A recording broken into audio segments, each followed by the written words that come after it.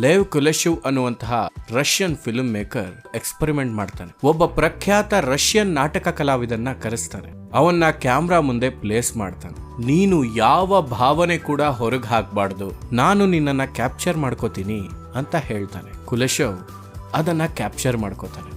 ಆ ಚಿತ್ರವನ್ನ ಒಂದು ಸೂಪ್ ಬೌಲ್ ಚಿತ್ರಕ್ಕೆ ಎಡಿಟ್ ಮಾಡಿ ಪೇಸ್ಟ್ ಮಾಡ್ತಾನೆ.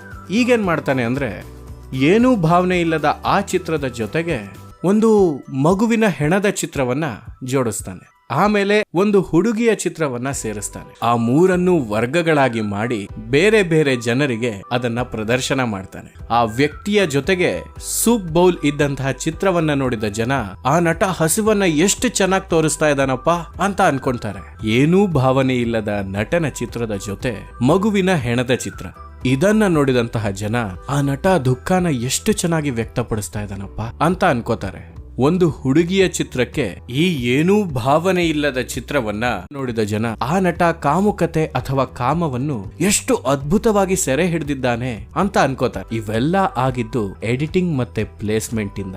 ಎರಡು ಬೇರೆ ಬೇರೆ ಚಿತ್ರಗಳನ್ನ ಒಂದರ ನಂತರ ಒಂದರಂತೆ ಜೋಡಿಸಿದ್ರೆ ಅವೇ ಅರ್ಥ ಕಂಡುಕೊಳ್ತವೆ ಅನ್ನೋದು ಇದ್ರ ಮೂಲಕ ಗೊತ್ತಾಗತ್ತೆ. ಇದು ಚಿತ್ರ ಜಗತ್ತಿನಲ್ಲೇ ಅತ್ಯಂತ ದೊಡ್ಡ ಕ್ರಾಂತಿ ಮತ್ತು ದೊಡ್ಡ ಬದಲಾವಣೆಗೆ ಕಾರಣ ಆಯ್ತು.